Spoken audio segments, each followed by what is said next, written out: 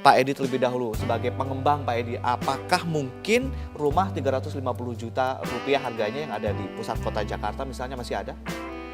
Kalau kita bicara di Jakarta untuk rumah tapak dengan harga 350 juta, bahkan 500 juta pun susah sekali Pak. Mungkin 500 juta sudah tidak ada?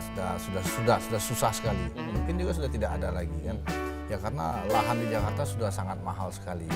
Nah, kecuali kalau kita bicara di pinggiran Jakarta, artinya di kota-kota pendukung pemukiman Jakarta, umpamanya di Bekasi yang mepet Jakarta, atau Bogor yang mepet Jakarta, atau di Tangerang yang mepet Jakarta. Yakin 350 juta di daerah Tangerang, Bekasi, Bogor masih ada? Pinggiran Pak. Itu pun sudah susah begitu susah ya? Pak ya. Oke. Kalau di Jakarta sih kalau 350 menurut saya sih sangat susah. Mungkin nggak ada lah ya. Oke. Rumah tapak ya. Baik, Pak Edi, kalau strategi yang diterapkan oleh para pengembang rumah murah ini kemudian agar tetap dapat untung, tetapi kemudian kan katanya harus beli tanah yang harganya di bawah 100.000 rupiah per meter sehingga kemudian dapat untung, baru dapat untung. Nah masalahnya kan di Jakarta sudah tidak ada lahan semurah itu. Ya, Strateginya apa sih sebetulnya dari para pengembang ini? kalau kita bicara rumah murah, mungkin kita bicaranya memang harga yang 100.000 ke bawah atau 200.000 ke bawah. Untuk tanah ya? Untuk tanah ya, untuk tanah. Namun kalau di Jakarta sudah pasti tidak mungkin lah untuk rumah subsidi tapak ya. Nah, rumah komersil murah pun dengan harga yang 150 juta itu mendapatkan harga tanah dengan 500.000 per meter itu sudah nggak ada lagi juga. Jadi nggak mungkin kita membangun rumah subsidi atau rumah murah di Jakarta dengan posisi rumah tapak. Oke, dengan rumah murah yang tadi Anda katakan dengan harga sekian, berapa puluh kilometer masyarakat harus minggir dari Jakarta rata-rata? Ya, kalau dikatakan berapa puluh kilometer, mungkin di atas 50 kilometer ya. Umpamanya kita untuk rumah murah, ini kita bicara umpamanya di daerah Cibitung.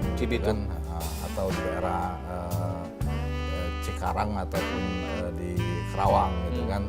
Atau di Bogor Kabupaten yang sudah arah ke Haliliang atau arah ke Dermaga atau di arah ke Tiga Raksa kalau ke arah Banten. Itu pun tipe berapa Pak yang 350 juta? Ya, kalau yang seperti itu sih bukan 350 juta, yang rumah-rumah subsidi pun bisa di situ kan. Tapi kalau yang 350 juta di Bogor aja kita udah susah juga Pak cari 350 juta. Oke. Tapi di pinggir-pinggir mungkin seperti arah ke Pamulang sana mungkin masih bisa kita dapat. Itu pun yang di pinggiran begitu ya Pak Edi ya. Kalau kita ke Pak David kalau kita bicara masalah perbankan ini pasti ada kaitannya dengan DP. Ini DP 0 rupiah. Mungkinkah dalam kondisi sekarang? Ya kalau untuk sejarah Indonesia kita belum pernah ya menerapkan 0% dan sebenarnya melanggar aturan Bank Indonesia tahun 2016 nomor 16 PBI-nya. Tapi kalau di luar negeri memang ada ya, contohnya di Amerika pernah dilakukan subprime ya, itu bahkan tidak punya pekerjaan, no job, no income, no down payment, bahkan down payment disubsidi. Tapi memang waktu itu Amerika akhirnya berakhir dengan kasus subprime ya, di tahun 2008. Jadi memang dampaknya sangat sistemik kalau kita lihat rambu-rambu risiko perbankan ini dilanggar. Oke. Jadi 0% kalau diterapkan di Indonesia itu melanggar peraturan BI. Iya, tapi kalau menurut aturan dari BI itu sebenarnya kalau program pemerintah bisa ya disubsidi oleh pemerintah ya, atau misalnya pemerintah daerah. Tapi memang ini nanti akan kita khawatirnya ada moral hazard ya. Moral hazard, salah sasaran ini sering terjadi kalau program-program subsidi ini dilakukan. Masuk spekulan di sana karena rumah ini kan sering bukan hanya untuk konsumsi tapi sering jadi barang investasi. Jangan-jangan yang bukan yang membutuhkan yang Betul, membeli orang-orang yang mampu yang justru untuk Iya. nanti memperjualbelikan lagi. Betul. Sudah bergabung bersama kami Pak Jehan Siregar, pakar perumahan ITB dari Bandung bergabung. Selamat pagi Pak Jehan. Selamat pagi Mas Ade. Ya, Pak Jehan, ini tadi sudah diutarakan oleh Pak Edi Ganevo dari Asosiasi Pengembang Perumahan Rakyat. Tidak mungkin nih rumah harga 350 juta yang ada di pusat kota seperti Jakarta. Nah, apa pendapat Anda tentang harga 350 juta ini mungkin tidak ada di pusat kota seperti Jakarta atau mungkin Bandung? Ya, pertama-tama harus dilihat dulu ya, ini harga menurut pasar perumahan atau keterjangkauan dari masyarakat yang hendak disasar. Nah, kalau menurut harga pasaran, harga 350 juta itu ya sudah tidak mungkin di Jakarta ya. Hampir tidak mungkin lah, susah sekali mencarinya. Tapi kalau kita melihat berdasarkan keterjangkauan masyarakat, ya pemerintah harus bisa membuat mungkin. Baik. Nah, pemerintah harus Jadi bisa bisa membuat saja skema programnya itu. Ya. Skemanya seperti apa Pak yang ingin Anda katakan tadi?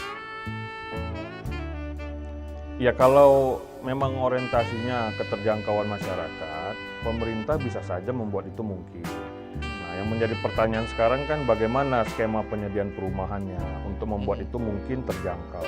Baik. Nah, kemudian 350 juta itu juga apakah memang kelompok sasaran yang menjadi prioritas. Nah, itu kan cicilannya bisa sekitar 3 juta, 4 juta gitu ya sebulan. Berarti kan penghasilan mereka sekitar 10 juta, 12 juta sebulan. Apakah ini kelompok penghasilan yang menjadi prioritas dari program perumahan rakyat? Baik. Jadi jangan-jangan salah sasaran juga ya, karena memang kalau bebas tidak ada DP berarti cicilannya yang berat begitu ya, Pak Jehan ya? Ya tidak ada DP cukup membantu iya, ya apalagi kalau biasanya DP itu 10% sampai 20% begitu ya. Nah, namun cicilannya berapa? Ini kan yang belum jelas dari calon gubernur ini. Baik. Bagaimana tenornya? Nanti sumber biayanya ini kalau dia ingin membuat tenor yang jangka panjang, ini tentu kan sumber dana jangka panjang ya, tidak bisa dari dana-dana komersial. Baik. Nah ini dananya dari mana? Nah, selain subsidi juga sumber pembiayaannya. Baik, Pak Jehan, ini kan kalau untuk bicara soal backlog atau kebutuhan rumah di Jakarta itu sekitar 1,3 juta masyarakat yang belum memiliki rumah. Mereka ini siapa? Berpenghasilan berapa kalau dari analisa Anda? Ya, belum memiliki rumah ini kan bisa belum mendapatkan rumah sewa yang memadai sesuai keterjangkauannya. Belum juga memiliki rumah karena mereka sudah menetap ya, memutuskan untuk menetap di suatu tempat ya karena pekerjaannya memang sudah tetap. Nah, jadi istilah belum memiliki ini juga beragam ya. Jadi tidak semuanya perlu disediakan rumah milik sebagai aset properti, tidak semuanya. Saya perkirakan sekitar 20-30% saja ya yang membutuhkan rumah milik begitu. Dari 1,3 juta orang ini begitu ya. Kategorinya seperti apa mereka Iya, harusnya sebagian yang besarnya dapat itu harus butuh seperti rumah apa? sewa. Ya kalau kelompok masyarakatnya tentulah mereka yang bekerja di sektor formal, sektor jasa, ya, berpendapatan rendah. Nah ini kalau kita lihat dari kebijakan Ditjen Penyediaan Perumahan, Ditjen Pembiayaan Perumahan itu yang berada di desil 5 sampai 8 itu ya penghasilan 1 kali sampai 2 kali UMR ya. Baik. Dan yang di bawah UMR yang kelompok miskin. Kapan ada? Ya, saya sepakat ada jembatan. Makanya jembatan itu adalah rusun. Jakarta kamu nggak mungkin beli rumah harga tanah. Apalagi sekarang makin nggak banjir lagi. Jadi harga tanah pada naik. Rata-rata itu 10 jutaan sekarang harga tanah. Nggak ada lagi di bawah 10 juta. Kamu nggak bisa beli. Makanya yang kita lakukan ini adalah rumah susun apartemen. Tapi kalau rumah kampung milik orang tuanya, saya ngerti. Orang tua bikin bagi ke anak-anaknya kan. Nggak bisa bangun, udah sempit. Misalnya dia punya rumah cuma 100 meter. Nah kami tawarkan 100 meter, kita bangunin apartemen, dia dapat 2,5 kali. Jadi bisa ada tanah 1 hektar kampung, kita bangunin apartemen, setengah hektarnya jadi taman, ini dapat 250 meter. Jadi kira-kira dapat 6-7 unit apartemen. Sehingga dia bisa bagi ke anak, bisa sewa. Inilah program 2,5 kali kami kepada orang yang memiliki tanah. Makanya dia pasti kalau jual tanah 100 meter 1 miliar, gimana mau beli? 50 meter 500 juta, nggak bisa beli. Jadi yang 300 juta itu pasti adalah model apartemen. Itu pun modelnya 300 juta. Jadi itu yang saya katakan jembatannya adalah ketika gajinya 7-10 juta, saya usulkan mereka lebih baik beli tanah di pinggiran Jakarta. Baik. Tapi dia kos apartemen harga 2,5 juta di tengah kota. Yang Pak Anies? berkeluarga ya. Pak Anies? Pak, sebetulnya Pak Basuki harus lebih dekat dengan kenyataan di Jakarta, Pak Basuki. Ini Kelihatannya Pak kenyataan Basuki kok, agak jauh nih. Kelihatannya Pak Basuki nggak lihat nih kenyataan di Jakarta. Oh sih gampang sekali. Masuk website Rumah 123. Anda pilih Jakarta Pusat, pilih rumah di bawah 500 juta, langsung keluar daftarnya. Rumah yang ditawarkan di bawah 500 juta. Anda mungkin heran ya karena Anda kelas menengah, bicaranya di atas. Saya siang tadi ngecek dulu sebelum bicara di sini. Daftarnya banyak, tulis selatan ada dengan berbagai macam ukuran. Di sini bedanya.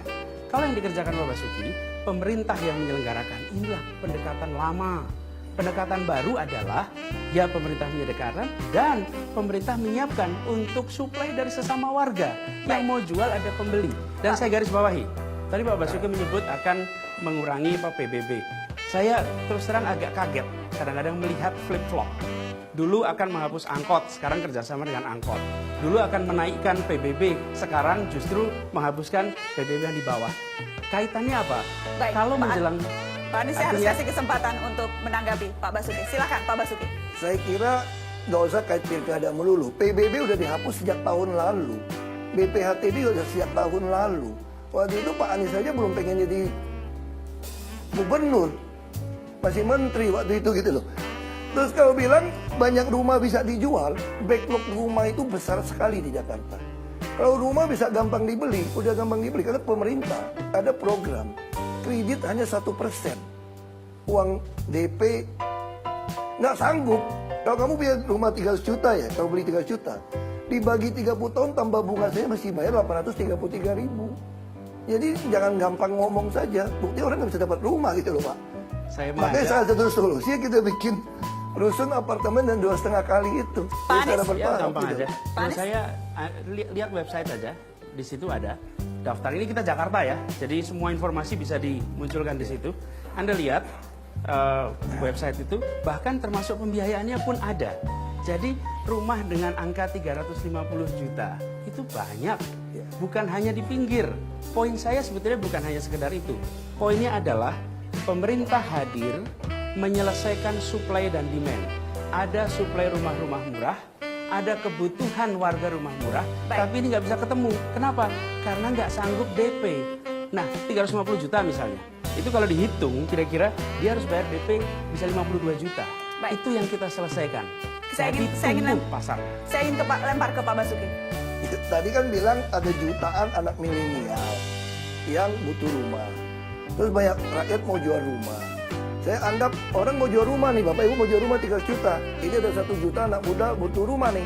Terus saya pemerintah pengen nolong dia supaya dia nggak usah DP, nggak usah bunga, jadi sama pemerintah. Kalau 350 juta kali 1 juta rumah, 350 triliun. Itu uang dari mana? Itu yang saya maksud gitu loh. Baik, Jadi ngomong gampang, banyak yang mau jual rumah, nggak ada duit beli. Pak Anies singkat 30 detik, 30 detik dan nanti 30 detik untuk Anda. Pilihannya sederhana. Gubernur yang putus asa melihat kenyataan itu atau gubernur yang mau mencari solusi melihat kenyataan itu. Baik. Itu aja. Baik, Jadi, kita dengarkan. Pak bagi- Ahok, saya jelasin dikit nih. Artinya bisa diselesaikan karena itu ada perbankan, karena itu ada mekanisme keuangan modern. Baik. Jadi jangan terlalu khawatir lah kalau soal begitu. Pak Ahok 30 detik. Bank tidak akan pernah izinkan tanpa DP, tanpa bunga. Karena bank masih untung, ada prinsip perbankan. Makanya solusi saya adalah yang gaji 3 juta, udah tinggal di rusun kami subsidi deh seumur hidup. Yang udah 7 juta, tinggal model gaya kos. Yang di atas 10 juta, Baik. kita baru jual ke mereka gitu loh. Singkat Pak Anies. Jadi ada solusinya nih. Begitu ada keberpihakan, solusi banyak sekali muncul. Solusi misalnya begini, pemerintah bisa menanggung bunganya, bisa sekali. Bahkan peraturan Gubernur BI mengizinkan bila ini adalah program pemerintah pusat atau pemerintah daerah. Jadi problem di sini adalah keberpihakan.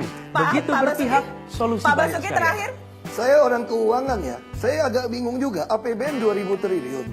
Kalau buat beli 1 juta rumah 350 triliun, Baik. ini mau bangun apa lagi kita untuk Saya rumah? ingatkan, Terus kita orang bisa bukan jual rumah. lagi di rumah.